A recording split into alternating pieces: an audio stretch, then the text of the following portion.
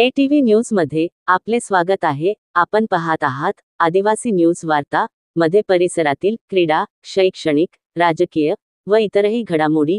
आता पाहूयात सविस्तर वृत्त। आदिवासी न्यूज वार्तासाठी नंदकुमार तोटेवाड। ऑगस्ट महिन्यात झालेल्या अतिवृष्टी व पुराच्या पाण्यामुळे गोंडे महागाव ते चिखली या मार्गावरील पुलाचे दोन्ही बाजू खचून रस्ता वाहतुकीस अयोग्य झाला आहे। त्यामुळे या रस्त्याची तातडीने दुरुस्ती व डांबरीकरण करण्यासाठी निधी मंजूर करावा अशी मागणी गोंडे महागावच्या सरपंच चंद्रकलाबाई पोत्तन्ना धनेवार व माजी सरपंच धूपसिंग जगरूप राठोड यांनी आमदार भीमराव केराम यांच्याकडे लेखी निवेदनाद्वारे केली आहे। मागील महिन्यात शिवनी इस्लापूर परिसरात झालेल्या ढगफुटी सदृश्य पावसामुळे गोंडे महागाव नाल्याला आलेल्या पुरामुळे या मार्गावरील माती वाहून गेली। पुलाच्या दोन्ही साइडची माती खरडून गेल्याने पूल खचला आहे। त्यामुळे सध्या या मार्गावरून नागरिकांना ये-जा करणे अत्यंत कठीण झाले असून शिवनी बाजारपेठ, आप्पाराव पेठ, प्राथमिक आरोग्य केंद्र तसंच इतर ठिकाणी जाण्यास मोठ्या अडचणींचा सामना करावा लागत आहे।